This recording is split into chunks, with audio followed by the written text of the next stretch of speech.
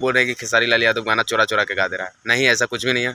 खेसारी लाल यादव मेहनतिया इंसान है और मेहनत करता है, आजीवन मेहनत करता रहेगा जब तक ले सांस रहेगा तब तक। देखिए भाई, आप लोग से एक सवाल के आप लोग कमेंट में जवाब दे। हम सब कहेला कि खेसारी लाल यादव गाना चोरावलन।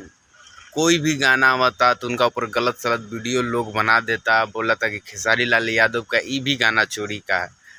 खेसारी लाल यादव इतना बड़ा कलाकार हो के क्या गाना चोरी कर सकते हैं? जब छोटे थे तो उस समय तो गाना कभी किसी का चुराए भी नहीं किए, आज वो गाना किसी का चुरा रहे हैं।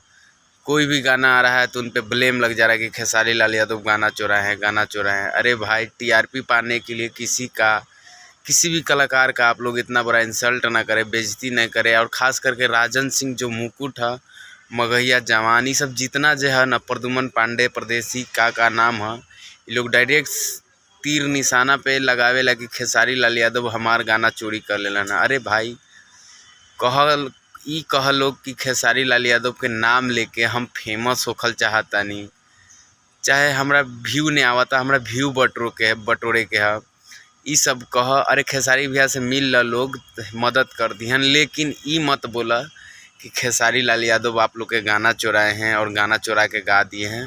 काहे कि भाई वो छोटा मोटा कलाकार नहीं है। अगर जो आप टिप्पणी कोई तरह के बात बोलते हैं तो पूरा दुनिया देखता है।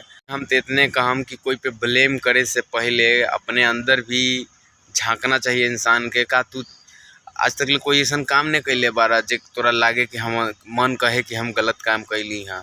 इसी तरह कोई के अगर जो कैरेक्टर पे गलत तू उंगली उठावत रह तो पहले 10 मरते सोचा, 20 मरते सोचा। काहे कि भाई छोटा कलाकार ना है, ओकरा लोग देखेला, लोग चिन्हेला, पूरा दुनिया जानेला।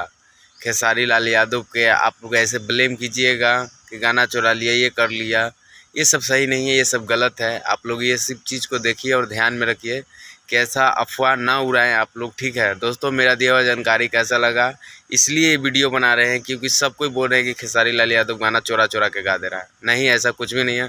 खेसारी लाल यादव मेहनतिया इंसान है और मेहनत करता है, आजीवन मेहनत करता रहेगा जब तक ले सांस रहेगा तब तक ले आस रहेगा। तब तक लिए धन्यवाद।